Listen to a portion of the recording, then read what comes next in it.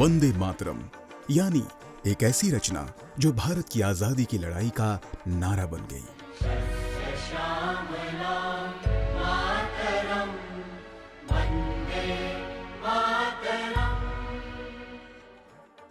जिसने आजादी के मतवालों को नई दिशा, नई प्रेरणा दी, नया संकल्प दिया और नई राह दिखाई। जो रचना आजादी के आंदोलन में शामिल होकर और बाद में देश का राष्ट्रगीत बनकर अमर अजर हो गई। उस वंदे मातरम के लेखक थे बंकिम चंद्र चटर्जी। बंगाली भाषा के साहित्य के सम्राट के रूप में जाने जाने वाले बंकिम चंद्र चटर्जी प्रसिद्ध लेखक, कवि और पत्रकार थे। 26 जून 1829 को वर्तमान पश्चिम बंगाल के उत्तर 24 परगना नैहाटी के कंठपुरा गांव में जन्मे बंकिम चंद्र चटर्जी बंगला साहित्य के ऐसे महान साहित्यकार थे जो भारतीय राष्ट्रवाद के शुरुआती समर्थकों में से एक थे और उनकी रचनाएं स्वतंत्रता संग्राम को प्रेरणा देती थी। वर्ष 1857 में ईस्ट इंडिया कंपनी के शासन के खिलाफ एक मजबूत विद्रोह हुआ, लेकिन बंकिम चंद्र चटर्जी ने अपनी पढ़ाई जारी रखी और वर्ष 1859 में बीए की परीक्षा पास की। कलकत्ता के उपराज्यपाल ने उसी साल बंकिम चंद्र चटर्जी को डिप्टी कलेक्टर नियुक्त किया। वह 32 वर्षों तक सरकारी सेवा में कार्यरत रहे और वर्ष 1891 में सेवानिवृत्त हुए।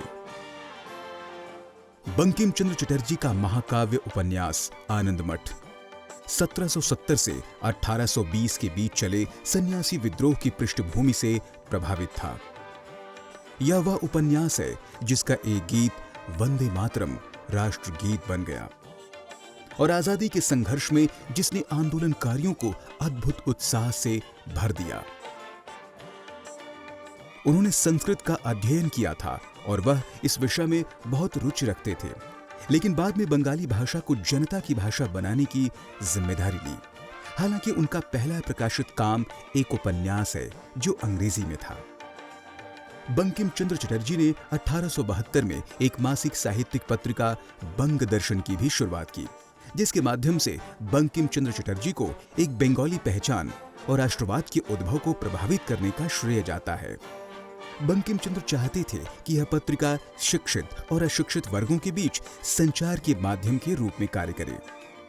इसी पत्रिका बंग दर्शन में सबसे पहले 7 नवंबर 1875 को वंदे मातरम प्रकाशित हुआ और बाद में वर्ष 1882 में आनंद मठ में प्रकाशित किया गया। 1880 के दशक के अंत में पत्रिका का प्रकाशन बंद कर दिया गया, परंतु वर्ष 1901 में रविंद्रनाथ टैगोर के संपादक बनने के बाद इसे फिर से शुरू किया गया। 1905 में बंगाल विभाजन के दौरान पत्रिका ने विरोध और असंतोष की आवाज को एक आधार देने में महत्वपूर्ण भूमिका निभाई। उनके प्रसिद्ध उपन्यासों में Durgeshnandini, Kapalkundala, Devi Chaudhurani, Bishabriksha, the poison tree, Chandrashekhar, Rajmohan की पत्नी और कृष्ण कांतरविल शामिल हैं। 8 अप्रैल 1894 को बंकिम चंद्र चटर्जी का निधन हो गया।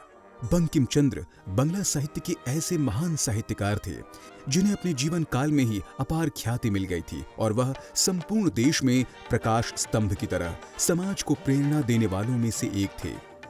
आनंद मठ उनके साहित्य में उस शिखर पर आज भी खड़ा है जिसे विरले ही छू पाते हैं। बंकिम बाबू ने पहली बार इस उपन्यास में अंग्रेजों को चुनौती देने वाले क्रांतिकारियों के पराक्रम को चित्रित किया और प्रत्येक भारतवासी को बोध कराया कि आजादी उनका सर्वोच्च अधिकार है।